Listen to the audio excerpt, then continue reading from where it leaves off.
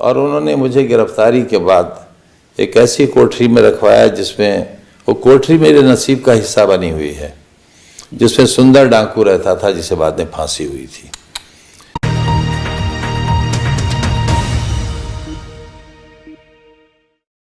नमस्कार। इस दिल से के एपिसोड में हम कुछ ऐसी बात पे चर्चा करेंगे और ऐसे शख्स के बारे में चर्चा करेंगे जो मैं समझता हूँ कि अगर उत्तर प्रदेश में कोई ऐसा शख्स है जो चुनाव के नतीजे को बदल सकता है, उसके बारे में हम बात करेंगे और जल्दी ही बताएंगे वो कौन है। लेकिन उसके पहले कुछ बातें मैं आपसे करना चाहता हूँ। वो ये है कि हिंदुस्तान की राजनीति का नक्शा कुछ सालों में बदल चुका है। चाहे केंद्र की सरकार हो या भाजपा की राज्य में सरकार हो, उनका मकसद एक रहता है कि किसी तरीके से चुनाव जीता जाए, कोई भी षड्यंत्र इस्तेमाल किया जाए ताकि चुनाव जीता जाए। और सबसे पहले तो वो संस्थाओं का कब्जा करते हैं, मीडिया तो कब्जा कर चुके हैं, और फिर वो जो खास राजनीतिक लोग हैं विपक्ष के, उनके ऊपर केस दर्ज करते हैं, अक्सर झूठे होते हैं, और ताकि वो कचहरियों में जाते रहें, अपनी बेल कराते रहें, उनको जेलों में बंद भी किया जाता है और प्रेशर भी डाला जाता है कि आप अपना रवैया बदलिए। तो आपने देखा होगा कहीं भी हो, अगर कांग्रेस की सरकारें हों प्रदेशों में, तो उनके चीफ मिनिस्टर के खिलाफ केस चलाए जाते हैं, और राज्य में सरकारें हों तो जो ऑपोजिशन लीडर हैं वहाँ के या ख़ास ऑपोजिशन के लोग हैं, उनके खिलाफ झूठे केस दर्ज किए जाते हैं। और सबसे ख़तरनाक बात यह है कि शासन और इन्वेस्टिगेटिंग एजेंसीज, जो पुलिस इन्वेस्टिगेट करती है, और इन्वेस्टिगेशन एजेंसीज शासन के इशारे पे चलती हैं। झूठा केस बनाना हो तो बन जाएगा, और केस अगर नहीं भी दर्ज होना हो, उस लायक नहीं भी हो, तो फिर भी दर्ज होगा, एफआईआर दर्ज हो जाएगी, फिर निश्चित रूप से उसकी इन्वेस्टिगेशन होगी, और झूठ बयान लेकर एक चार्जशीट भी फाइल हो जाएगी। पर वो लड़ता रहे इतनी देर में। जो नीचे की अदालतें हैं, हमने देखा है, तो वो तो अक्सर कन्विक्ट ही करती हैं। क्यों कन्विक्ट करती हैं, ये मैं आपके ऊपर छोड़ता हूँ। लेकिन ऐसे ही राजनीति में ऐसा बदलाव आया है कि लोकतंत्र को बहुत भारी खतरा है, और हम दिल से के एपिसोड में कुछ ऐसी बातें आपसे, कुछ ऐसी बातों पर चर्चा करेंगे, कुछ कानून के किस्से आपको कुछ एपिसोड्स में दिखाएंगे और उसकी असलियत आपको बताएंगे, ताकि आपको भी ये ज्ञान हो जाए कि किस तरह से हमारी राजनीति चल रही है। तो जिस शख्स के बारे में जो मैं समझता हूँ कि एक बहुत ही अहमियत है उनकी उत्तर प्रदेश में, वो हैं आज़म खान साहब। आपका आज़म खान साहब बहुत स्वागत है। मुझे ये जानकारी नहीं थी कि आप वकील भी थे। आपने 1974 में अलीगढ़ मुस्लिम यूनिवर्सिटी से लॉ भी पास किया, और आप स्टूडेंट पॉलिटिक्स में भी रहे, आप एएमयू के जनरल सेक्रेटरी भी थे, और मुझे ये भी नहीं मालूम था कि आप इमरजेंसी में आप जेल भी गए। फिर आपने हमेशा वकील के नाते गरीब तबकों के लिए लड़ाई लड़ी, लेबर राइट्स के लिए लड़ाई लड़ी, रिक्शा वालों के लिए लड़ाई लड़ी, आपने बीड़ी वर्कर्स के लिए लड़ाई लड़ी, आपने टेक्सटाइल लेबरर्स के लिए लड़ाई लड़ी। फिर आप जब पॉलिटिक्स में आए तो आप तो फाउंडर रहे समाजवादी पार्टी के, सुना है आप फाउंडर रहे मुलायम जी के साथ। और इस बीच जब आपने 10 बार रामपुर में चुनाव भी जीता, 10 बार, कहने की बात ज़्यादा होंगे क्योंकि बीवी भी जीती। अच्छा, ओके। और बेटा भी जीता। बेटा भी जीता। उसी कॉन्स्टिट्यूंसी से मैं एमपी भी हुआ। एमपी भी बने आप। तो इस तरह 13-14 राज्य सरकार में आप बहुत अहम मंत्री भी रहे 4 बार। हाँ, तो आपने मतलब कि आपका जो राजनीतिक जीवन है वो मैं समझता हूँ कि मेरी उम्र से ज़्यादा है। आपकी उम्र से ज़्यादा। तो आप वैसे 1980 से लेकर 92 तक आपने कई पार्टी बदली भी? नहीं, कोई नहीं बदली। पहले आप जनता पार्टी में नहीं थे? नहीं। मैं जनता पार्टी में था। हाँ। उसके बाद जब वो टूटी तो हम तो लोक दल में चले गए? चौधरी चरण सिंह साहब के फिर ग्रुप जनता दल में गए? फिर जब जहाँ जहाँ मुलायम सिंह जी गए वहाँ जो भी ना, तो पार्टी तो बदली ना। फिर आप एक बार एसपी में आए तो उसके बाद आपने कभी नहीं बदली? नहीं, एसपी का तो मैं फाउंडर मेंबर ही रहा। जी हाँ। और जब बेगम हजरत महल पार्क में एक बहुत तारीखी सम्मेलन हुआ जिसमें समाजवादी पार्टी बनने का ऐलान हुआ, तो उसका संविधान भी मैंने ही रखा था। अच्छा। और उस दिन मैंने बताया था कि मेरी अपनी ज़ाती हैसियत क्या होगी पार्टी में और हिंदुस्तान में। जिस तरह कभी मौलाना मोहम्मद अली जौहर से ये पूछा गया कि आपका मज़हब क्या है, तो उन्होंने कहा कि मैं पहला मुसलमान, मैं दूसरा मुसलमान और मैं आखिरी मुसलमान। लेकिन अगर कोई मुझसे मेरी वतनियत पूछेगा तो मैं कहूँगा मैं पहला हिंदुस्तानी, मैं दूसरा हिंदुस्तानी और मैं आखिरी हिंदुस्तानी। जी हाँ। ये मैंने अपनी हैसियत उसी दिन वाज़े कर दी थी कि मेरे जीने का तरीक़ा ये होगा, ताकि समाज ये जान ले कि अगर उन्हें मेरे ख़यालात से इत्तेफाक हो तो मुझे वोट करें और ना हो तो ना करें, क्योंकि सबको अपने अक़ाइद पर कायम रहने का हक़ संविधान भी देता है और हर शख्स का मज़हब भी देता है, हमारा समाज भी देता है। कोई किसी से ज़बरदस्ती नहीं करता।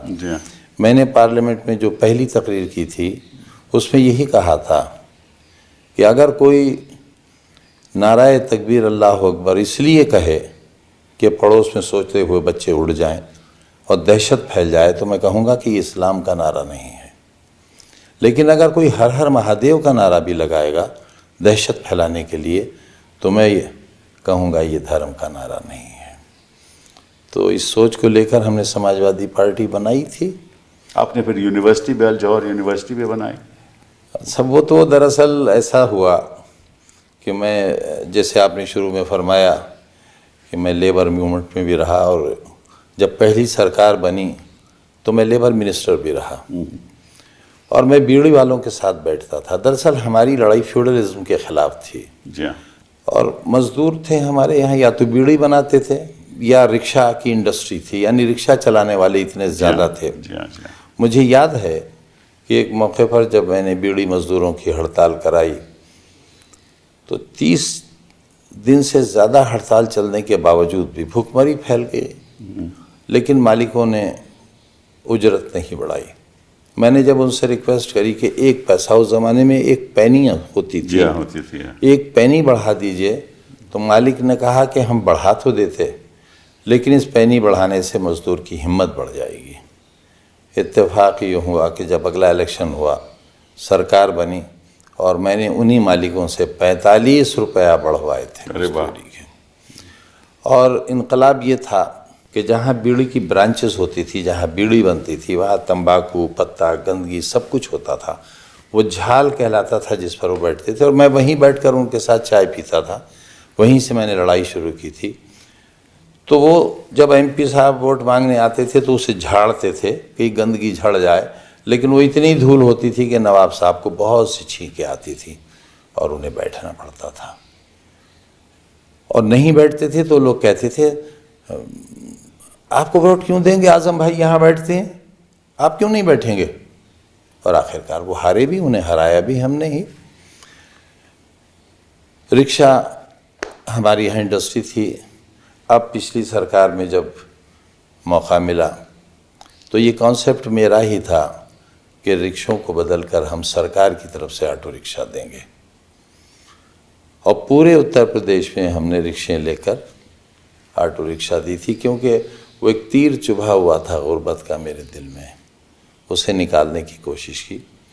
टेक्सटाइल मिल की हड़ताल हुई, महीनों हड़ताल चली, लेकिन किसी घर का चूल्हा नहीं बुझने दिया मैंने। मैं चंदा मांग कर लाता था। और यहाँ तक आप, यानी ये बड़ा तारीख़ी वाक़या है कि मैं एमएलए था उस वक्त, चौधरी चरण सिंह साहब का उस ज़माने में बड़ा नाम था। लेबर मूवमेंट के बड़े दुश्मन हुआ करते थे वो, मैं उनका बड़ा चहीता था। मेरा टिकट कट गया था, मैं एक इलेक्शन हारा भी हूँ। तो जब मैं उनसे मिलने के लिए गया तो मुझसे बोले क्यों, आप तो हारे हैं। मैंने कहा नहीं साहब, मैं बहुत कम वोटों से 1100 वोट से हारा हूँ। बोले नहीं, आपकी तो ज़मानत जब्त हुई थी। मैंने कहा नहीं साहब, ये तो बात गलत है। तो बोले नहीं, तुम झूठ बोलते हो। मैंने कहा साहब, हम तो हंसी में भी कोई झूठ नहीं बोलते।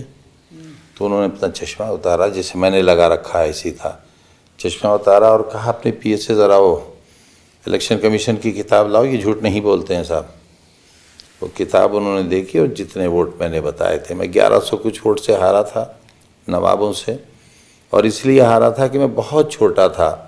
मैं समझता था मैं शहर की कॉन्स्टिट्यूंसी से लड़ रहा हूँ, तो ये जो देहात है इससे मेरा क्या लेना देना, जबकि 40% वोट वहाँ था। उस ज़माने में ना मोबाइल थे ना टीवी था, स्टेंसिल से दीवारों पर छापा जाता था, हैंडबिल साइकिल से हम बांटा करते थे, ये वो ज़माना था। तो जब उन्होंने देखा तो कहा अच्छा, ज़िलाध्यक्ष झूठ बोल गया। एक साहब थे ज़िलाध्यक्ष, जिनकी बड़ी लंबी सफ़ेद दाढ़ी थी। अब पीए से कहा कि उस झूठे को पार्टी से निकालो, अध्यक्ष पद से हटाओ, और आज के बाद पाबंदी है घुसे का नहीं वो यहाँ। मुझे बी फार्म ए फार्म दोनों मिला, मैंने चुनाव लड़ा, मैं जीता। और जब जीत कर आया तो मैंने कहा कि साहब मेरी एक दरख्वास्त है आपसे कि जब मैं आपसे मिलने आऊँ तो आप ये समझ लें कि मैं बस से आऊँगा और सिर्फ आपसे मिलने आऊँगा, आपको सलाम करूँगा, आप जवाब देंगे ठीक है, नहीं देंगे तब भी वापस चला जाऊँगा। तो उनका ख़ास इंस्ट्रक्शंस थी कि जब आज हम आएंगे तो मुझसे मिलवाओगे। एक दिन जब मिलने गया मैं तो मुझसे बोले कि बड़े कमज़ोर हो रहे हो। मैंने कहा हाँ साहब, वो बड़े डरते डरते मैंने कहा कि वो टेक्सटाइल की मज़दूरों की हड़ताल चल रही है और मैं ही उसे चला रहा हूँ, मालिक वीके श्रीवास्तव है, वो पैसे नहीं बढ़ा रहे हैं। तो बोले अच्छा भाई हम भी कुछ। मैंने कहा साहब चंदा इकट्ठा करने में बड़ी मेहनत लगती है, कुछ हम भी दे दें। मैंने सुन रखा था कि ये तो लेबर मूवमेंट के बड़े दुश्मन हैं। तो मैंने कहा साहब आप चंदा देंगे? हाँ हाँ भाई देंगे। 1980 में उन्होंने एक रकम बताई जिसे मेरे कान कबूल नहीं किए, और मैंने कहा साहब ज़रा फिर फरमाएंगे आपने क्या बताया? भाई 25,000 हम भी दे देंगे। वो आज के 25 लाख से भी शायद ज़्यादा है। वो 25,000 में छोटा सा ब्रीफ केस लेके जाता था जिसमें एक जोड़ा कपड़े होते थे, उसमें रखे। लेकिन उस वक्त लोग थैला छीन कर भागते नहीं थे। तो मैं बस से आया और वो पैसा लगाया मैंने, उसमें से तकरीबन 11,000 कुछ रुपए बच गए। ये पैसा वो बड़े मुबारक हुए वो पैसे। हड़ताल तय हो गई और 45 रुपए की मांग थी हमारी, 47 रुपए दिए गए। लेकिन मालिक की ये शर्त थी कि इसका ऐलान आप नहीं करेंगे, नवाब साहब करेंगे। मैंने कहा मज़दूर को मिल जाए, नवाब साहब भी कर दें। ऐलान उन्होंने किया था। तो जब ये पैसे मैं वापस लेकर आया तो मुझसे दफ्तर में सब ने कहा कि भाई इसमें का बेवकूफ़ पहली बार आया है। हमारी पेशी हुई चौधरी साहब के सामने।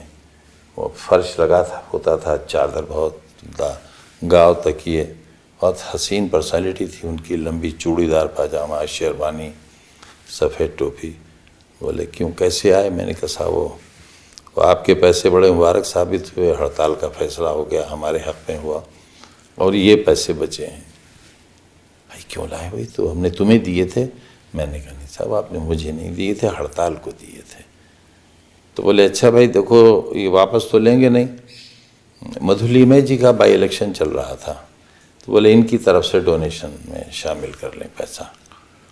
तो इस तरह गरीबों से जुड़ा रहा और वो एहसास आज भी मेरे अंदर जिंदा है। लेकिन आपने स्टूडेंट पॉलिटिक्स भी की और इमरजेंसी में सुना है कि आप जेल भी गए। जी, मैं तो पौने उसके 2 बारे में साल बताएंगे रहा। कुछ? पौने 2 साल रहा। दरअसल एक बहुत बड़े आदमी थे, वो एग्जीक्यूटिव काउंसिल के मेंबर हुए थे, यूनुस खान साहब, मोहम्मद यूनुस खान साहब। हाँ वो जानते हैं, सब लोग जानते हैं। अब वो अफ़गानिस्तानी पठान थे। मेरे नाम में पता नहीं बड़ों ने खां क्यों लगा दिया था, ये तो मुझे नहीं मालूम। लेकिन हाँ उनका मालूम है कि वो वाकई नस्ली पठान थे। उस साल कुछ ऐसा हुआ कि मैं भी मेंबर था, यूनियन का सेक्रेटरी होने के नाते एग्जीक्यूटिव काउंसिल का, एकेडमिक काउंसिल का मैं भी मेंबर था। AM खुसरो वाइस चांसलर हुआ करते थे। मीटिंग हो रही थी और उस साल मुसलमान बच्चे बहुत बड़ी तादाद में बड़ी अच्छी परसेंटेज लेकर आए थे। वो एक इत्तेफाकी साल था। मैं चाहता था कि यूनिवर्सिटी के इख्तियार में था सेक्शंस बढ़ा दिए जाएं। यूनुस खान ने उसकी मुखालिफत की। स्टूडेंट्स ने पूरा कैंपस घेर रखा था, हज़ारों स्टूडेंट थे। डर ये था क्लैश ना हो जाए। तो मैंने VC से कहा कि इस मसले को हल कर लीजिए, आपको सिर्फ एक मीटिंग बुलाना है और मसला हल हो जाएगा। आप फर्स्ट क्लास जिन की आई है उनको दाखिला दे दीजिए, आप कोई सिफारिश मानिए मत। तो यूनुस खान ने कुछ हल की बात कही, तो जाहिर है हल की बात का भारी जवाब देना ज़रूरी था। वो नाराज़ हो गए। चंद रोज़ पहले ही हमने यूनियन में उनको इस्तकबालिया दिया था, लाइफ मेंबर बनाया था। तो सबसे पहले तो ज़ाहिर है पठान आदमी थे, उन्होंने लाइफ मेंबरशिप से इस्तीफ़ा दिया, वो मैंने एक्सेप्ट कर लिया। बस वो सरगंजा हुआ कि चील कौवों को हमारा सर मिल गया। उसी वक्त इमरजेंसी लग गई और यूनुस खान साहब ने हमें गिरफ़्तार कराया और गिरफ़्तारी भी बहुत शानदार हुई, बहुत शानदार गिरफ़्तारी हुई। कितने साल रहे आप जेल? मैं साहब 2.25 साल तकरीबन रहा। पहले अलीगढ़ जेल में रहा, अच्छा। DIR में जब मेरी ज़मानत हो गई और उन्होंने मुझे गिरफ़्तारी के बाद एक ऐसी कोठरी में रखवाया जिसमें वो कोठरी मेरे नसीब का हिस्सा बनी हुई है, जिसमें सुंदर डाकू रहता था जिसे बाद में फांसी हुई थी। तो बड़ी तकलीफ़देह कोठरी थी, ज़मीन के अंदर थी और 24 घंटे में थोड़ी देर निकाला जाता था। पेशाब पखाना भी, एक कुंडली उसमें राख पड़ी होती थी। और ये मेरे 2 दाढ़ें नीचे और 2 दाढ़ें इधर की बिल्कुल नहीं है। मुझे आज भी खाना खाने में बहुत तकलीफ़ होती है। जो नाश्ते में हमें चने दिए जाते थे या मुझे, वो इतने सख्त होते थे कि चना नहीं टूटता था, दाढ़ टूट के निकल जाती थी। तो 20 दिन बाद मेरे लिख कर देने पर कि मैं अंधा हो जाऊंगा यहाँ के अंधेरे से, तब मुझे बैरिक में शिफ्ट किया गया। और ये भी एक अजीब बात है कि इल्ज़ाम क्या था आपके खिलाफ? सब देशद्रोह का था। तो उस समय क्या देश, आप तो स्टूडेंट थे, देश मैं LLM फाइनल सेमेस्टर का स्टूडेंट था, यूनियन का सेक्रेटरी था। अब ये तो यूनुस खान साहब बता सकेंगे या उस वक्त की सरकार बता सकेगी। बाद में फिर जब DIR में ज़मानत हो गई तो मीसा सर हुआ हम पर, और मीसा जब हुआ तो जाहिर है माँ तो माँ होती है। माँ जब मिलने के लिए आई तो एक बड़ा सा मिरर आया। एक रूम में पहले से उन्हें बैठा दिया गया, एक रूम में मैं था, और मिरर में माँ को दिखा दिया गया और माँ को मुझे दिखा दिया गया। जाहिर है ये वो लम्हे थे। एक तो ये वाक़या बड़ा दर्दनाक ज़िंदगी में गुज़रा, और एक जब इस बार मैं रामपुर जेल से बीवी को वहीं रोक लिया। पिछली बार हुआ ये था कि हम तीनों को सीतापुर जेल भेजा गया था, तो मैं और अब्दुल्ला दोनों एक छोटी सी कोठरी में रखे गए और बीवी को ज़नानी बैरिक में भेज दिया गया। लेकिन थे एक जेल में तो थोड़ा इत्मीनान था कि महफूज हैं। लेकिन इस बार सरकार ने ये तय किया कि ये तीनों एक जगह थे तो मिल लेते थे। लाओ इस दिल के टुकड़े हज़ार हुए, कोई यहाँ गिरा कोई वहाँ गिरा, इन टुकड़ों को भी मुंतकिल कर दिया जाए। तो बीवी को वहीं रोका और हम दोनों को बाहर लाया गया जेल से। रात के 3:30 बजे हमें सोते से उठाया गया। अब ये लम्हे ऐसे हैं, अगर जिसके औलाद होगी उसे दर्द होगा मेरी बात से। फिर जब मेरे लिए अलग गाड़ी और एक बहुत बड़ी सी गाड़ी में अब्दुल्ला को जब कहा तो मैंने पूछा अधिकारियों से कि भाई ये आप क्या कर रहे हैं, मेरे साथ भेजिए, आप कहाँ लिए जा रहे हैं, अलग अलग कैसे? तो उन्होंने कहा नहीं साहब आप अलग जाएंगे, ये अलग जाएंगे, इनकी अलग जेल है, आपकी अलग है। तो मैंने पूछा मैं कहाँ की जेल में हूँ और ये कहाँ? उन्होंने कहा ये आपको रास्ते में या पहुँच कर पता चल जाएगा। मैं सुन रहा था जेल में कि एनकाउंटर्स हो रहे हैं और बहुत दिल में अजीब सी कैफियत हुई। और उस वक्त जब हम दोनों गले मिल के जुदा हुए तो मैंने कहा बेटे जिंदगी रही तो मिलेंगे और नहीं मिली तो ऊपर मिलेंगे। मुझे लगता नहीं था कि हम मिल पाएंगे। और लेकिन वो रात ये जब हुआ और अगला दिन बहुत सख्त गुजरा था, जब तक ये मालूम नहीं हो गया कि वो जिंदा है। ये बताइए कि ये सब आपके खिलाफ जो होने लगा ये 2017 के बाद हुआ जी। क्योंकि जब सरकार बदली और नई सरकार बनी उत्तर प्रदेश में, तो ये सब मुकदमे आपके खिलाफ किए गए। और मैं कुछ देख रहा था कि एक मुकदमा किया गया कि आपने जो अली जौहर यूनिवर्सिटी है उसने किसानों के ज़मीन पे कब्जा कर रखा है। 4.25 बीघा ज़मीन। हाँ, मुझे मालूम है, 4.25 बीघा ज़मीन और 27 दावेदार एक ही परिवार के। जी हाँ, जी हाँ। मैंने उन्हें बुलाया और मैंने उनसे कहा कि भाई आपकी जहाँ ज़मीन है आप ज़मीन पर कब्जा ले लीजिए। तो उन्होंने कहा हमें तो मालूम नहीं। मैंने कहा भाई मुझे भी मालूम नहीं। ये तो रेवेन्यू ऑफिसर ने एफआईआर लगाई जी, रेवेन्यू ऑफिसर ने एफआईआर लेकिन उस पर क्रिमिनल धाराएं, हर चीज़ में, सिविल मैटर्स में, सब में क्रिमिनल धाराएं लगाई गई।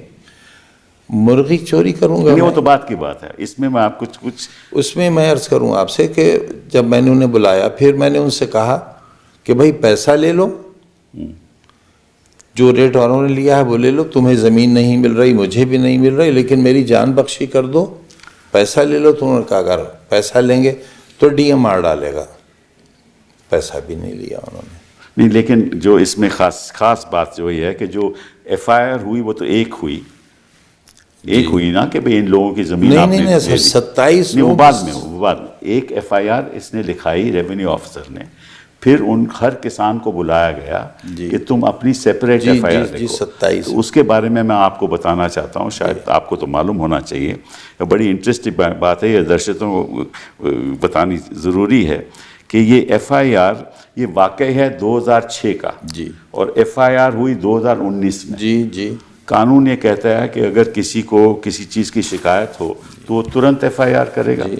तो किसी की ऑब्वियसली कोई शिकायत नहीं थी। इस पर सुप्रीम कोर्ट के कई फैसले हैं, हम जानते हैं। मैं तो इसीलिए दर्शकों को कुछ बात बताना चाहता हूँ।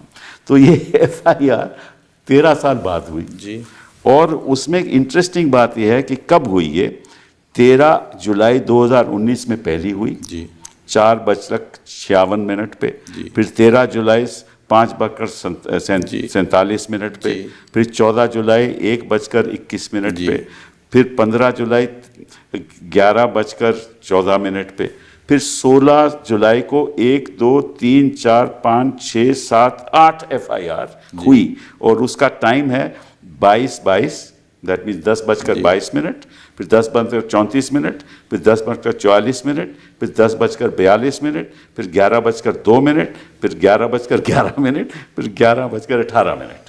मतलब कि 13 साल के बाद इन किसानों को उसी टाइम ख्याल आया कि हमें 8 एफआईआर उसी दिन उसी जगह करनी है। क्या ये अमलन संभव है? ये संभव कि मिनटों के अंदर एफआईआर लिखी जाएं? इसका मतलब कि इन लोगों ने, इसीलिए मैं ये सवाल आपसे पूछ रहा था। और एक चीज़ और शायद आपकी इत्तला में हो कि एक ही क्राइम नंबर, हाँ, एक ही क्राइम नंबर, एक थाना अलग, दूसरा थाना 7 किलोमीटर दूर, बिल्कुल, और फासला सिर्फ 2 मिनट, बिल्कुल, और हाँ बिल्कुल 2 मिनट का फासला। तो ये तो आप फर्जी काम है। अब ये फर्जी एफआईआर भी आपके खिलाफ केस चल रहा है। सारे मुकदमे फर्जी हैं, एक भी अगर सच्चा तो दुश्मनी क्यों आपके खिलाफ? सब कुछ तो मेरे अंदर होगा, इतने साल रहा। लेकिन एक बात है जी हाँ, इन सारे मुकदमों के बावजूद कमीशन खोरी का, रिश्वत का, बेईमानी का एक भी दाग नहीं है इस दामन पर, एक भी मुकदमा नहीं है। हाँ, मैं मुर्गी ज़रूर चोरी कराई, मैंने वो भी खुद नहीं की। अगर खुद करता तो मुर्गी तो मिल जाती, वो भी मैंने चोरी कराई। नहीं, उसमें तो सब मुकदमों में 120, दैट इज कंस्पिरेसी आपके खिलाफ लगा। 21 साल की सजा, 21 साल की सजा, 36 लाख रुपए जुर्माना, जी हाँ, सिर्फ एक मुकदमे में। मुझे तो कुदरत से कई लाख साल की उम्र मांग के लाना पड़ेगी। अजीब व गरीब आपके खिलाफ हो रहा है, या क्यों हो रहा है, कैसे हो रहा है, किस लिए हो रहा है? सब हमारे साथ तो बहुत से चीफ मिनिस्टर्स रहे, मैं इतने लंबे अरसे विधानसभा में रहा, मैं आज भी सीनियर मोस्ट वहाँ का रहा हुआ एमएलए हूँ, लेकिन सभी इस कदर अच्छे वास्ते ताल्लुकात रखते थे। हाउस के अंदर बड़ी सख्त बयानी होती थी, और मेरा तो आलम यह था, अल्हम्दुलिल्लाह आज भी है, कि जब मैं बोलता था तो सुई की आवाज़ भी सुनाई देती थी। अपोजिशन के लोग भी मेरी तकरीर सुनते थे कि मैं क्या कह रहा हूँ। बाहर निकलकर मुझसे चीफ मिनिस्टर्स कहते थे, भाई नाराज़ तो नहीं हो। ये रिश्ते होते थे हमारे। 1980 का दंगा हुआ मुरादाबाद में, Vishwanath Pratap Singh chief minister, opening speech मेरी, और क्या आलम था। हिंदुस्तान टाइम्स ने लिखा था उस दिन, हेडलाइन थी, a heart rending speech in Uttar Pradesh Vidhan Sabha. मुझसे, मैं जब तकरीर करके बैठा तो विश्वनाथ प्रताप सिंह जी खड़े हुए और बोले, आपने जो कुछ कहा है बिल्कुल सही है, ये आप रिकॉर्ड से चेक कर सकते हैं। मैं मुजरिम हूँ, मेरी सज़ा तजवीज़ कीजिए। मैं एकदम खड़ा हुआ और मैंने कहा कि आपकी सज़ा ये है, और बल्कि शुरू मैंने यूँ किया कि ये आपकी शराफत और जमहूरियत की जीत है कि एक मुख्यमंत्री अपने जुर्म का इकरार कर रहे हैं और अपनी सज़ा पूछना चाहते हैं। तो सिर्फ आपकी सज़ा यह है कि आप अभी अपने इस्तीफे का ऐलान कर दीजिए। तो पूरा हाउस रूलिंग पंजों पर खड़ा हो गया, हाउस एडजर्न हो गया, मैं बाहर आ गया। लेकिन बाहर निकलते ही हाथ मिलाया। जो करवाहट जो आज बनी कुछ हुई नहीं, है, तसव्वुर नहीं, बल्कि हम तो अपनी जेबों में पर्चे रखते थे, किसी के ट्रांसफ़र का, किसी की बीमारी का। हाउस में लड़ाई, और बाहर जैसे चीफ मिनिस्टर निकले, उन्होंने हाथ बढ़ाया, हमने हाथ में 2 पर्चियाँ दे दी, वो उसी वक्त काम हो जाता था। तो लड़ाई का तो हमें फ़ायदा होता था, क्योंकि उस वक्त नफ़रतें नहीं थी, हिकारत नहीं थी, एक दूसरे को जलील नहीं करते थे, बर्बाद नहीं करते थे। आज एक और किस्सा है आपके बारे में, एक आरोप लगा है और उसका भी वाक़या 2016 का है, और एफआईआर हुई 2019 में, जिसमें कहा गया कुछ लोगों ने कि आपके लोगों ने आके उनके घर ढा दिया। ठीक है जी साहब, घर ध्वस्त कर दिया। 4 नवंबर 2016 को। उससे पहले ज़मीनों पर सरकार ने कब्जे लिए। मेरा गुनाह यह है कि मैं वज़ीर था। सरकार ने कब्ज़ा लिया, कब्ज़ा लेने में भी कुछ वक्त लगा होगा। उस पर मल्टी स्टोरी बहुत बड़ी इमारत बनी गरीबों के लिए, आसरा योजना। आसरा नाम भी मेरा ही रखा हुआ था। अच्छा, 1.5 साल तो लगा होगा। फिर उसका अलॉटमेंट हुआ। 4 तारीख को अलॉटमेंट हो गया, लोगों ने कब्जे भी ले लिए, और 6 तारीख को एफआईआर होती है कि साहब आज हमारे मकान तोड़कर उससे पायल, खंडवे और मुर्गी चुरा ली गई। लेकिन जब अदालत में वो डब्बे खोले गए, चोरी एफआईआर में है कि सोने की पायल, चांदी की पायल, सोने की चूड़ियाँ, सोने के बुंदे, लेकिन जब डब्बे खोले गए तो एक डब्बे में एक सामान निकला, फिर एक के बजाय 2 डब्बे आए अगली तारीख पर, 2 में सामान निकला, फिर 2 का घटकर 1 हो गया, और सामान वो निकला जो ये सड़कों पर बिकता है, वो मसनूई वाला। उसमें किसी में सोने और चांदी का कोई आइटम नहीं। लेकिन प्रोसिक्यूशन में सुना है उन्होंने वहाँ जो मैप रखा वो किसी और जगह का मैप था कि यहाँ दूसरी जगह का वहाँ लगा दिया, और हाई कोर्ट ने उस पर बहुत बुरा माना। बहुत बुरा माना। तो ये जो केस हैं लगभग 94 केस, इनमें सबके आप साहब 114 नहीं, वो तो पुराने कुछ है ना, जो ख़त्म भी हो गए, विड्रॉ भी हो गए, वो भी उन्होंने बीच में लगा दिए हैं। लेकिन अभी जो केस लाइव हैं, रीओपन करें ना, फिर वो हाँ हो सकता है। लेकिन 94 केसेस हैं, उसमें से आपको सभी में बेल रखी है, फिलहाल तो सब में बेल है। वो तो आप ही तो देखा है। नहीं वो तो ठीक है, लेकिन उसमें आप क्या करते हैं कि जब बेल हो जाती है तो एक और सेक्शन आईपीसी का लगा देते हैं। 3 धाराएं बढ़ा दी ताकि मैं रोक लिया जाऊं। मैंने तो बंधा हुआ सामान खोल लिया था, फिर रहना है। तो इसके पीछे आपके कोई तो आप में ख्याल आता होगा कि इसके पीछे क्यों हो रहा है ये सब। देखिए, पहले हम एक दूसरे की सियासी मुखालिफत करते थे, जनता में अपनी बात कहते थे, जनता वोट देती थी, अब ऐसा नहीं है। अब सरकार चलाने वाले वोट मांगते नहीं हैं, वोट छीन लेते हैं। जी हाँ। पूरे पूरे मोहल्ले सील कर दिए गए, घरों में बाहर से डंडेला लगाकर ताले डाल दिए गए, लाठी चार्ज हुआ, दरोगा लोग तमंचे लेकर दौड़े, कौन वोट डालने निकलेगा। अब इस तरह की नफरतें, डराया जाता है, धमकाया जाता है, रिश्तेदारों को प्रताड़ित किया जाता है। अब मेरा छोटा सा शादी घर था, वो मेरी बच्चों की रोज़ी रोटी का, जिस दिन शादी होती थी पुलिस चली जाती थी कि साहब एक तिजोरी चोरी हुई है, उसकी तलाश कर रहे हैं। बाराती भाग जाते थे, मुझे पैसे वापस करना पड़ते थे, लिहाजा वीरान हो गया। तो इस तरह से माशी मार भी हुई। अब ये मुकदमा जिस तरह से हम लड़ रहे हैं, आप जान सकते हैं। मैं घर बेच रहा हूँ तो कोई घर खरीदने नहीं आता। मैंने पूछा क्यों नहीं खरीद रहे हो? बोले भाई आपसे कौन खरीदेगा, और मार डालेगी पुलिस हमें कि आपने क्यों खरीद लिया इसका मुजरिम का घर। एक केस जौहर यूनिवर्सिटी पे भी था कि भैया कोई म्यूनिसिपल कॉरपोरेशन के कोई मशीनें थी, वो क्या केस था ज़रा बताइए। सब वो ये कहा गया कि एक मशीन बरामद हुई। कौन सी मशीन, किस किस्म की? ये जो धूल साफ करती है, अच्छा, छोटी मशीन थी। और उसके नेक्स्ट डे जो चेयरपर्सन थी, जिनके शौहर आज भी अजहर अली खान जेल में हैं, म्यूनिसिपल कॉरपोरेशन की मशीन? जी, रामपुर म्यूनिसिपल। रामपुर म्यूनिसिपल। ये कहा कि ये म्यूनिसिपल बोर्ड की एक पब्लिक के आदमी से, जो पुलिस का मुखबिर है, उससे FIR कराई गई कि नगर पालिका की एक मशीन है जो यूनिवर्सिटी में है। हमसे कोई मतलब नहीं, अगर आप कोई चीज़ लाकर रख देंगे तो हम कोई जिम्मेदार थोड़े ही हैं। पुलिस लगी हुई है यूनिवर्सिटी गेट पर, पुलिस का पहरा है, मैं जेल में हूँ, तो मैं कहाँ से रख दूंगा लाकर। वेरी नेक्स्ट डे चेयरपर्सन का स्टेटमेंट आया। उन्होंने कहा कि नगर पालिका की जितनी मशीनें थीं उन सब की मौजूदगी है, उन सब की ये रसीदें हैं, मौके पर आप देख सकते हैं। ये मशीन इस नंबर की हमारे यहाँ कभी आई ही नहीं, ना ये हमारी है जिसे आप हमारी कह रहे हैं। इनको पता कैसे चला कि ये मशीन यहाँ है? साहब तो गैब का हाल है, उनको मालूम रहता है। नहीं, ऐसा नहीं हुआ। उनको ये कि कोई दो लड़के कुछ जुआ खेल रहे थे, उनको पकड़ा गया। वो बच्चे तो बेचारे ताश खेल रहे मैं बता रहा हूँ, वो ताश खेल रहे थे, ताश खेल रहे, वो पकड़े गए।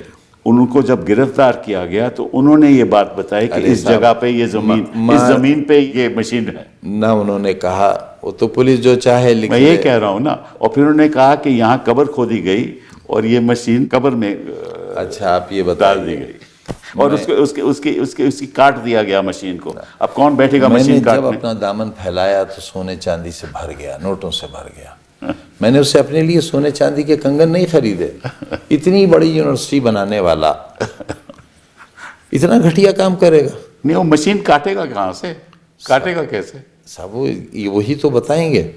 तो बर्डन ऑफ प्रूफ तो उन पर है, लेकिन बताना मुझे पड़ रहा है। पर ऐसे केस में आपकी गिरफ्तारी हो रही है, आपको बेल नहीं मिल रही, अदालत बेल नहीं दे रही, अदालत सुनवाई नहीं करती, अब होगा क्या? आपको एक मज़ेदार मुकदमा और आपके पास आएगा। मैं चौथी बार वज़ीर हूँ, जेड सिक्योरिटी है मेरे पास। बीवी मेरी उस वक्त एसोसिएट प्रोफेसर थी। वज़ीर रहते हुए, बीवी सर्विस में होते हुए, जो शख्स बीड़ी सिगरेट नहीं पीता है, मैंने शराब की दुकान लूटी है जनाब। अच्छा। और 16,900 रुपया गले से चोरी किया मैंने और मेरी बीवी ने। My God. उस डकैती में भी मुलजिम है साहब। रोइए जार जार क्या और कीजिए हाय हाय क्यों। तो ये इस बीच आपने, क्योंकि आप कितनी अरसे जेल में रहे और खैर मुकदमे तो हम लोग लड़ते ही रहे, लेकिन आप समाजवादी पार्टी के साथ क्या बातचीत रही इन 2-4 सालों में? अच्छा, इसमें बेचारे मेरा क्या कर सकते थे? मेरी क्या मदद कर सकते थे सिवाय इसके कि मेरे लिए दुआ करते, मेरे लिए बयान देते। वो बयानात मेरे हक़ में आते रहे, वो लोग मुझसे जेल में मिलते रहे। अभी अखिलेश जी ने कहा कि ये सारे बेकसूर और सारे फर्जी मुकदमे आप जी कई बार कह चुके हैं कि हम ये वापस लेंगे, लेकिन मैं चाहूँगा ये कि जब भी कभी सरकार आए तो उस हद तक मेरा दामन बेदाग हो, मैं मुजरिम की हैसियत से हाउस में न जाऊँ। जी हाँ, जी हाँ। तो मेरे कोई एक और भी मुकदमा आपके खिलाफ चला कि भाई 2004-5 में या बाद 19 साल बाद FIR हुई। हाँ, वो तो खैर मालूम है कि आप अपनी गाड़ी से जा रहे थे, उस समय आप मिनिस्टर थे, तो किसी ने गाड़ी रोक ली तो आपने बदतमीजी की और आपने बदसलूक किया अधिकारियों के साथ, पुलिस अधिकारियों। मैं अर्ज करता हूँ वाक़या गालिबन ये दिसंबर का आखिरी दिन था और नए साल की शुरुआत थी। किस साल की बात हो रही है? मुझे एग्जैक्टली सारी याद नहीं। तन्हाई की इतनी रातें गुजारी हैं 5 बरस एक कोठरी में कि याददाश्त पे बहुत असर पड़ा है। अमीर आलम खां हमारे साथ मिनिस्टर थे और मुझे पार्टी ने, मुलायम सिंह जी ने पार्टी की तरफ से गाड़ी दी हुई थी पजेरो। तो ड्राइवर गाड़ी चला रहा था, मैं पीछे बर्थ पर लेटा था। अब्दुल्ला बहुत छोटा सा था, इतना सा होगा, ये आगे बैठा था, तो बच्चों की तरह ये उचक कुचक कर देख रहा था। एक रात पहले CRP के गेट पर फायरिंग हुई थी, कहा गया था कि आतंकवादियों ने हमला किया। वहाँ एक साहब SSP थे, उनसे जाहिर है जब हम राजनीति में हैं तो अधिकारियों से तो हमारी लड़ाई होगी ही, वो जो फैसले लेंगे उसके खिलाफ हमें उनके कुछ करना है, वरना फिर हमारी ज़रूरत क्या है। वो मुझसे नाराज़ थे, वो फिर वो DIG हो गए थे। मुझे कुछ नहीं मालूम बैकग्राउंड में क्या है। पजेरो अपनी रफ्तार से चली जा रही है, मुजफ्फरनगर जाना था, मुझे 10-11 बजे तक पहुंचकर वलीमे में शरीक होना था कि एकदम अब्दुल्ला ने मुझे उठाया कि बब्बा उठिए, देखिए देखिए बड़ी बड़ी पुलिस है, बड़ी पुलिस है। मैंने देखा कि कतार में पुलिस खड़ी है और सब राइफल्स बिल्कुल ताने हुए हैं। अच्छा। और इस तरह रोड ब्लॉक की है कि गाड़ी निकल सके। यानी आपको अगर लगाना है ब्लॉक करने के लिए तो आप पूरी सड़क रोकेंगे, लेकिन इस तरह लगाया कि गाड़ी निकल सके। उनका ख्याल ये था कि मैं मिजाजन थोड़ा सख्त आदमी हूँ इन मामलात में, तो मैं रुकूंगा नहीं। अच्छा। और जब रुकूंगा नहीं तो उनके पास जवाज़ होगा फायर ओपन करने का। मैंने गाड़ी रोक ली, शीशा उतारा, एक सम खान करके ही इंस्पेक्टर थे उसके, छजलैट थाना मुरादाबाद ज़िला, नंगा रिवाल्वर हाथ में खुला हुआ उनके, मेरे सीने पर उन्होंने तान कर कहा कि गाड़ी से उतरिए। अच्छा। तो मैंने कहा भाई कसूर तो बताइए। तो उन्होंने कहा रेडियोग्राम है ये, और रेडियोग्राम ये था कि काले रंग की डार्क ग्रीन कलर की गाड़ी थी, कि काले रंग की गाड़ी आ रही है रामपुर की तरफ से, जिसमें आतंकवादी भी हो सकते हैं। वैसे यानी मुझे मारने के लिए क्या जस्टिफिकेशन था। लिहाजा मैं उतरा और मैंने ड्राइवर से कहा कि बच्चे को लेकर खेतों में दूर चले जाओ ताकि अगर फायरिंग हो तो बच्चा बच जाए। अच्छा। और मैं सड़क के पास फुटपाथ थी, फुटपाथ के पीछे जो ज़मीन थी वहाँ मैं पालथी मारकर बैठ गया। मैंने कहा नहीं, मैं अंदर नहीं जाऊँगा। ज़ोहर की नमाज से लोग बाहर निकल रहे थे, उन्हें जिसने भी देखा, अरे आज़म भाई अस्सलाम वालेकुम, आप कैसे? मैंने कहा भाई रोक लिया है। वो लोग जमा होने लगे और काफ़ी लोग हो गए, सारे MLAs मुरादाबाद के आ गए, फिर DM SP दोनों आए। अच्छा। और फ़ोटो हैं कि उन्होंने मुझसे कहा कि साहब इससे गलती हुई, आपको पहचाना नहीं। अच्छा। मैंने कहा नहीं साहब, इसने तो मेरा नाम लेकर मुझसे पूछा, लेकिन फिर भी आप क्या चाहते हैं? बोले हम चाहते हैं कि आप चले जाइए, तो इसकी गलती है, इसने आपको गलत रोका। वो मैंने सबसे कहा कि भाई मामला ख़त्म हो गया, आप जाइए, मैंने आपको बुलाया भी नहीं था। सारे लोग चले गए और मैं इस ख्याल से कि शाम हो गई है, वलीमा ख़त्म हो गया होगा, मैंने कहा चलो यार दिल्ली चल रहे हैं, एक दिन आराम करेंगे और फिर रामपुर आएंगे। UP भवन गया, वो कमरे में जैसे TV ऑन किया, पट्टी चल रही थी आज़म खां पर, फला धाराओं में मुकदमा दर्ज हो गया। उसमें साहब सज़ा हो गई मुझे, मेरी मेंबरशिप चली गई। हाँ, मुझे मालूम है।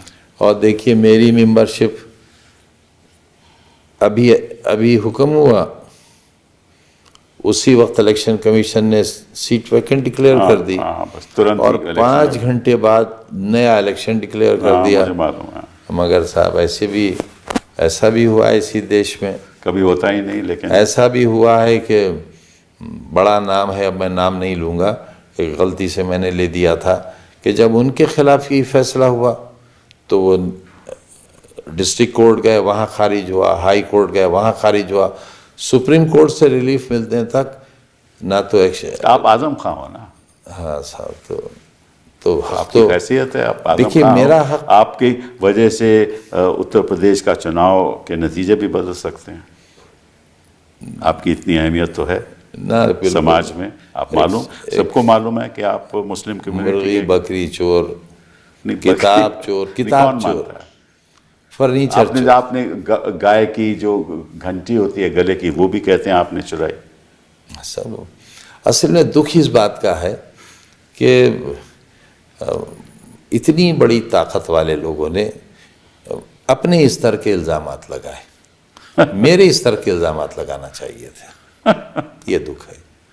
और कौन से इल्जामात थे आपके खिलाफ? साहब पायल चोरी, पायल चोरी कैसे, मतलब आपने नहीं की, वो किसी और ने की? मैंने कंस्पिरेसी कहा आपकी थी? पायल चोरी कर किसी और ने की, लेकिन कंस्पिरेसी जो दिमाग था, कंस्पिरेसी वो जी, आप जी, जी, जी, हाँ? सब मेरी। और वो एक पायल चोरी हो गई, और एक बकरी चोरी, जी, बकरी चोरी, भैंस चोरी, भैंस चोरी, फर्नीचर चोरी। फर्नीचर चोरी। कहाँ रखते थे आप फर्नीचर? साहब ये फर्नीचर जो चोरी का है वो यूनिवर्सिटी का फर्नीचर है। अच्छा, मैं कलकत्ते जाता था अच्छा, वजीर रहकर, स्टेट गेस्ट रहता था, वो लाल बत्ती गाड़ी मिलती थी, वो मेरी कौम के गरीब लोग कबाड़ी थे, तो जब मैं जाता था तो आवाज़ें आती थी, अरे ननवा, अरे मुनवा, आओ आजम भाई आ गए, आजम भाई आ गए।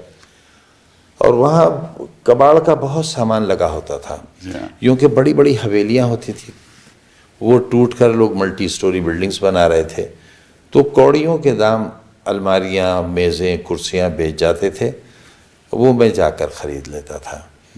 तो जो मेज़ मैं 200 रुपये में लाता था, अलमारी 200, 300, 400 रुपये में, वो ट्रकों की रसीदें हैं मेरे पास आज भी। अच्छा, तो फिर मैं लाकर उनकी मरम्मत कराता था, उन पर पॉलिश कराता था। आप आकर देखिए, कलकत्ता में बहुत बड़े बड़े शोरूम्स हैं जो उन सामान को ख़रीद कर जिस तरह मैं तैयार कराता हूँ उस तरह तैयार कराते थे, और जो अलमारी मैं 200 रुपये की ख़रीद कर लाता था उसकी कीमत उस शोरूम में, क्योंकि वो टीक वुड की अलमारी होती थी, बेहतरीन कार्विंग, वो 2 लाख, 3 लाख, 5 लाख, 10 लाख, 20 लाख ऐसी मेज़ें हैं मेरे पास जिनकी कार्विंग देखकर आपको हैरत हो जाएगी कि ये हमने देखा ही नहीं था कहीं। ये साहब वो मैं लाता था, लाकर बनवाता था, वो पुलिस अपने ट्रकों में रखकर वो ले गई, मेरी किताबें ले गए और मुझे चोर बना। अच्छा, ये बताइए कि ये अली जौहर यूनिवर्सिटी जो आपने बनाई, इसके पीछे ख्यालात क्या थे और कब आपने बनाई? ये साहब जब मैं पढ़ता था तो अक्सर एक शेर वहाँ बड़ा मशहूर था कि चश्मे सैयद यानी सर सैयद, चश्मे सैयद निगरां है कि फिर उठे शायद कोई दीवाना अलीगढ़ के बेयाबानों से।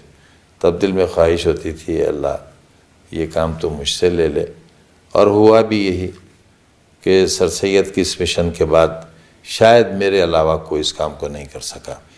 और ये काम कुछ इस तरह हुआ कि जब सर सैयद साइंटिफिक सोसाइटी उन्होंने बनाई तब ब्रिटिश सरकार थी, और वो बहुत करीब थे ब्रिटिश सरकार के।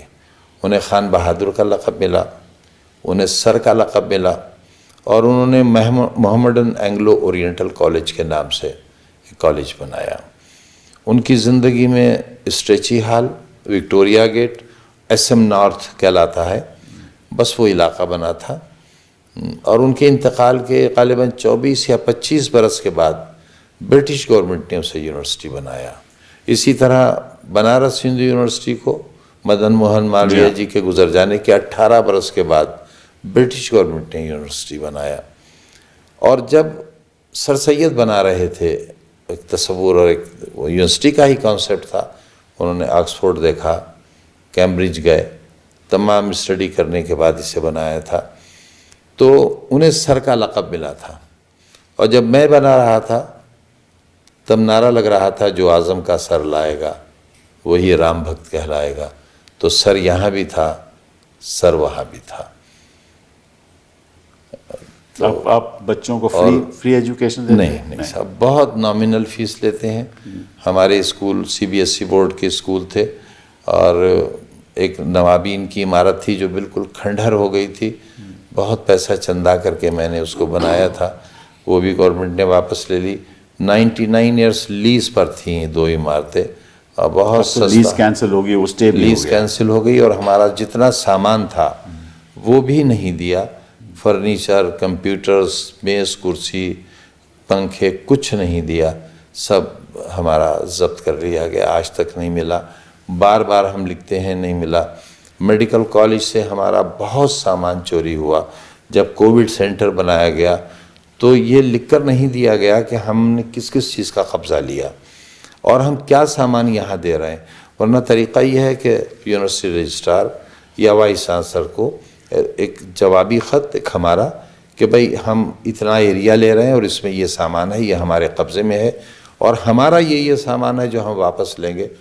कोई लिखत पढ़त नहीं हुई और बहुत कुछ लूट गया हमारा। कोई इन्वेंट्री भी नहीं हुई? कुछ नहीं हुई। मैंने अक्सर देखा है कि आपके मुकदमों में जो स्पेशल कोर्ट है, ये जो ट्रायल कोर्ट हैं, वो बेल तो आपको मिलती नहीं, कभी भी नहीं मिली शुरुआत में। हाई कोर्ट जाना पड़ता है, फिर हाई कोर्ट जाओ तो वहाँ भी कई महीने लग जाते हैं। बाज़े दिन तो ऐसा हुआ है कि हमारी बेल पर बहस चल रही है और दौरान बहस ही ट्रांसफ़र का आदेश आ गया। दूसरे जज साहब आ गए, बहस जारी है, उनका भी आदेश आ गया, तो तीसरे जज साहब ने सुनी एक ही दिन में। तो हमारे साथ तो कुछ ऐसा हुआ है जो शायद मुग़लों के ज़माने में भी नहीं हुआ। अंग्रेज़ों ने किए जुल्म, शायद उससे कुछ मिलते जुलते या उससे बढ़कर हमने भी किए, लेकिन कैद में उन्होंने इतनी तकलीफ़ें नहीं दी होंगी जितनी तकलीफ़ें हमें दी, और नाजियों की जेल में भी शायद वो। मुझे समझ नहीं आया कि आपको, देखिए, चलिए, ये जो इल्ज़ामात आपके ऊपर लगे हुए हैं, ये कोई रिश्वत का नहीं है, कुछ को मर्डर नहीं है, इसमें 120B है, इसमें कोई मैंने आज तक कोई जानवर हलाल नहीं किया, बकरा भी हलाल नहीं किया, मुझसे होता ही नहीं, मुर्ग हलाल नहीं किया, खा तो लेता हूँ। तो कहने का मतलब यह है कि अगर यही स्थिति है तो आपको किस किस्म की जेल में रखा गया? साहब, मुझे जेल में तो रखा ही नहीं, मुझे तो फांसी घर में रखा था। अच्छा, जहाँ फांसी दी जाती थी अंग्रेज़ों के ज़माने में। ये ख़ास मोहब्बत आपसे साथ क्योंकि ऐसी जगह आपको रखे, कोई बात तो होगी ना?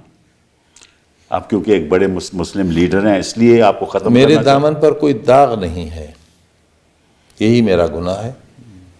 मैंने इस पैसे से यूनिवर्सिटी क्यों बनाई, स्कूल क्यों बनाए? इस पैसे से मैंने अमेरिका में, लंदन में, ऑस्ट्रेलिया में जायदाद क्यों नहीं ली, महल क्यों नहीं बनाए, मैं वहाँ क्यों नहीं चला गया? मैं पंक्चर जोड़ने वाले और बीड़ी बनाने वालों को, रिक्शा चलाने वालों को, उनके बच्चों के हाथों में कलम देकर साइंटिस्ट और डॉक्टर, इंजीनियर बनाना चाहता हूँ। इससे बड़ा गुनाह मेरा और क्या हो सकता है? जहाँ बेटी पढ़ाओ, बेटी बचाओ का नारा दिया गया हो और बेटियों का स्कूल खाली करा लिया जाए, तो जाहिर है मेरा गुनाह तो है। मैं प्राइमरी स्कूल, सरकारी स्कूल की फ़ीस लेकर सीबीएसई बोर्ड की डिग्री और सर्टिफिकेट देता था। मेरे स्कूलों का रिज़ल्ट सेंट मैरी और मोदी और दूसरे स्कूलों से बेहतर होता था। टॉपर्स मेरे यहाँ के ये ठेला चलाने वाले, रेहड़ी लगाने वाले, फल बेचने वाले के बच्चे और बच्चियों के होते थे। तो ये काम, इसीलिए तो हर चुनाव आप जीतते थे। काम तो मेरा गलत था ये। तो आपको फांसी घर रखा गया, किस हालात में रखा गया ये बताइए? 24 कोठरियाँ थी, उनमें सामान भरा था, सांप, बिच्छू, बिच्छखपड़े, और सारी रात लाठी लिए बैठे रहते थे, घर कमरे में न घुसाए। छोटी सी कोठरी थी पहले तो, उस कोठरी में हम दो थे, मैं और अब्दुल्ला थे 23 महीने तक, और फिर जब ये ज़मानत पर आ गए तो इन्हें हरदोई जेल भेज दिया, मैं यहाँ दोबारा आ गया। तो बहुत छोटी सी थी, कोई खिड़की नहीं, कोई वेंटिलेशन नहीं, और बिल्कुल अकेला रहता था। किसी कैदी को, किसी अधिकारी को आने की इजाज़त नहीं थी। डॉक्टर बहुत अच्छे थे, शायद ही उत्तर प्रदेश में कोई इतना नेक डॉक्टर हो, लेकिन हम एक हफ्ते वायरल बुखार में तड़पते रहते थे, लेकिन कोई दवा देने वाला नहीं होता था। तो अपने ही पास जो स्टॉक में दवाएं घर से कभी आती थी तो उन्हें लेकर ठीक हो जाते थे। और अब तो इतनी कमज़ोरी हो गई थी, 5 बरस तख्त पर लेटे लेटे बैठे बैठे, क्योंकि टहलने की भी कोई जगह नहीं थी वहाँ, और वो इतना ऊंची नीची ईंटें थीं कि ठोकर खाकर गिर जाएं तो हड्डी टूट जाए। मेरी बीवी गिर ही गई थी जेल में, तो उनकी हंसली टूट गई थी, बहुत दिन तक उनका इलाज हुआ जेल में। उनको क्यों जेल में रखा गया, भेजा सब गया? वो भी तो शराब की दुकान लूटी थी ना उन्होंने। उन्होंने भी शराब के दुकान? जी, और ये सब चोरियों में वो भी थी मेरे साथ। उनका भी मतलब 120B? जी, सब जी। मतलब कि एक परिवार के ऊपर एक ऐसा हमला किया। मरी माँ पर मुकदमे हैं, कहाँ से लाऊं उन्हें? बड़ी बहन पर, जो मेरी माँ से के बराबर होंगी, कई किताबों के राइटर हैं, प्रिंसिपल हेडमिस्ट्रेस से रिटायर हुई, उनको तो उनके घर के दरवाजे, शरीफ लोगों में आज भी दरवाजे खुले रहते हैं, तो पुलिस घुसी और उन्हें घसीट कर जीप में डालकर ले गई। पूरा मोहल्ला फिर थाने गया और उन्हें छुड़ा कर लाया। मेरे बड़े भाई जो सुपरिटेंडिंग इंजीनियर से रिटायर हुए, उन पर भी मुकदमा कायम हुआ, उनके बेटे पर हुआ, मेरे दोस्तों पर, साथियों पर, मेरे हमदर्दों पर हुए। और आज भी मेरा साथी जो जिस चेयरपर्सन के ज़माने में ये मशीन का वाक़या हुआ, उनके शौहर भी चेयरमैन रहे थे, वो आज भी जेल में हैं, अभी तक ज़मानत नहीं हुई उनकी। एक और भी मुकदमा है कि आपने वैक्यूअल लैंड का कब्जा कर लिया। अच्छा, मैं क्यों कर लूँगा, मैं क्यों कर लूँगा? दूसरे, मैं तो ऐसी हैसियत में था कि अगर मैं जायज़ तौर पर करना चाहता तो जायज़ ही करता, और जो भी किया होगा जायज़ किया होगा, मैं क्यों करूँगा? और वो सारी ज़मीन वहाँ मौजूद है। हाँ, मुझे मालूम, पूरी ज़मीन मौजूद है, बस ख़ता इतनी है कि उस ज़मीन के पीछे हमारी ज़मीन है। अगर मुझे मालूम होता कि ये ज़मीन का विवाद होगा तो शायद मैं वहाँ यूनिवर्सिटी बनाता ही नहीं। और ये गलती भी इसलिए हुई कि एक डीएम थे हमारे यहाँ, मेरी कबीले के थे, मेरी मज़हब के थे, और उनकी जान ख़तरे में थी, तब मैं उन्हें डीएम बना कर ले गया था। वो बहुत विवादित थे, उन्होंने बहुत ज़्यादतियाँ की थी अपने डीएम रहते हुए प्रतापगढ़ में। उन्हें ले गया था मैं, उन्होंने सजेस्ट की थी ये ज़मीन कि यहाँ ले लीजिए, ये बाकी कस्टोडियन लैंड है, ये आपको अलॉट हो जाएगी, मैं बहैसियत डीएम आपकी सिफारिश करूँगा। उन्होंने सिफारिश की, और मैं इत्तेफाक से उस वक्त जब उसका आदेश मिल रहा था ज़मीन के अलॉटमेंट का, तो बम्बई के कस्टोडियन ऑफिस में मैं बैठा हुआ था। वो अधिकारी भी सिंह साहब थे। वो ऑर्डर टाइप हो रहा था, उस वक्त की कंप्यूटराइज मशीनें नहीं थी, तो सिंपल टाइपराइटर से ऑर्डर टाइप हो रहा था। उसी वक्त एक फैक्स आया उन्हीं डीएम साहब का, और कुदरत बेहतर जाने क्या करिश्मा हुआ कि उनका एक रेडियोग्राम आया मेरे बारे में कि ये तो बहुत ताकतवर आदमी है, राजनीति में इनका बड़ा दबदबा है, और ये ज़मीन खाली नहीं करेंगे अगर इनको दे दी गई। चुनाचे उन्होंने कहा अधिकारी ने कि भाई अगर आदेश आने के बाद ये आया होता तो शायद मैं इसे ना मानता, लेकिन अब मेरा ज़मीर इजाज़त नहीं देता, और हम वापस चले आए थे। तो हमारे पास तो ना वो ज़मीन थी, ना वो ज़मीन है हमारे पास, ना हमें ज़रूरत है उसकी।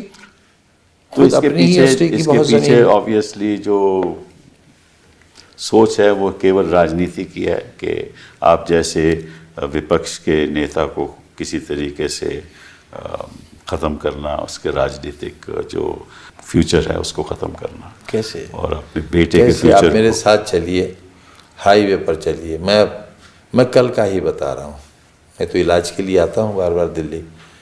कल मैं एक गाड़ी बदलने के लिए गाड़ी से उतरा तो दोनों तरफ गाड़ियाँ रुक गई, और अपनी गाड़ियों से उतर कर लोग आ गए, कोई हाथ मिलाने, कोई नमस्ते करने, कोई हाथ मिलाने, कोई सेल्फी लेने। आने वाले वर्षों में भी लोग आपका हाथ मिलाएंगे, इस हैसियत को तो सेल्फी लेंगे, आप कोई ख़त्म नहीं कर सकते। आप हिम्मत रखिए, और ये बात जनता तक पहुंचनी चाहिए कि किस तरीके से हमारी कानून की अवस्था है, किस तरीके से जो एक ही रक्षक है वो है अदालत। अगर हम सब फिल्मों में देखते थे और देखते हैं कि अदालतें बचाती हैं, जब अगर अदालत आम आदमी की हिफाजत नहीं करेगी तो इसका बड़ा भारी नुकसान हो सकता है, लोकतंत्र के लिए ही नहीं लेकिन कुछ ऐसे लोगों के लिए जो हिंदुस्तान के लिए कुछ करना चाहते हैं। ऑडियो वीडियो एविडेंस के बाद फांसी हो जाती है और फांसी लगने वाला मुल्जिम बरी हो जाता है अगर कोई एविडेंस सामने आ जाए। मेरे बच्चे के बर्थ की एग्जैक्ट डेट का वीडियो मिल गया। हाँ, मुझे मालूम है। उसकी फॉरेंसिक जांच हो गई, सारे बयानात हो गए। अब्दुल्ला गोद में है, बड़ा बेटा बराबर खड़ा है, मेरी बहन, सास और सारे सालियाँ वगैरह खड़ी हैं। अब्दुल्ला रोया तो माँ कह रही हैं और ये सुनी गई आवाज़ कि देखो अब्दुल्ला रोया। तो क्योंकि जब पेट में था माँ के, तो मेरी बीवी ने दुआ की थी अल्लाह से कि अल्लाह अगर मेरे बेटा हुआ तो मैं उसका नाम अब्दुल्ला रखूँगी। तो उसका तो पेट में ही नाम अब्दुल्ला था। मैंने अदालत में कहा, जज साहब ने कहा सरकारी वकील से, अरे भाई अब क्या रह गया? तो हम समझे कि हम शायद साबित करने में कामयाब हो गए कि पर इसमें तो फोर्जरी का केस बन ही नहीं सकता, क्योंकि जो डॉक्यूमेंट बर्थ सर्टिफिकेट है वो आपने थोड़ी ना बनाया। नहीं साहब, हमसे क्या हाँ, मतलब? पासपोर्ट आपने थोड़ी ना बनाया, तो फोर्जरी से क्या मतलब है? बट एनीवे, ये एक दौर होता है आदमी की ज़िंदगी में जहाँ ऐसे मुश्किलें सामने आती हैं। लेकिन ऊपर की अदालतों से हमें बहुत राहत मिली, आपके ज़रिए मिली। हम बैठे ही शायद इसलिए हैं, वरना इस वक्त भी हम तख्त पर लेटे होते अपने। मैंने इसलिए आपको बुलाया था, लेकिन जो असलियत है ये देश की जनता को मालूम नहीं, और ये देश की जनता तक मैसेज पहुंचना चाहिए कि ये केवल एक ही उदाहरण नहीं है। मेरे ख्याल से कई उदाहरण हैं हिंदुस्तान में जहाँ झूठे मुकदमे। पता नहीं लोग मेरे बारे में क्या सोचते होंगे, मैं कितना बड़ा आदमी हूँ। हाँ, मैं गली में रहता हूँ और जिस वक्त IT रेड हुआ है, दीवारें कूद कर आए हैं, उस वक्त भी 2-2 फीट पानी था घर में, बरसात का मौसम था। मेरे पास जनरेटर आज भी नहीं है। वो लोग कहते थे अरे इतना बड़ा नाम, वो दिखावे के लिए AC लगे थे, उनका AC चलाओ। मैंने कहा साहब आप चला दो। पानी नहीं था, बाल्टियां भर भर कर लाते थे, पैरामिलिट्री के लोग थे, उनके साथ फीमेल पुलिस भी थी। बड़ी बड़ी मशीन लेकर आए थे, जांचें करेंगे। नोट गिनने के लिए 8-10 मशीनें आई थी।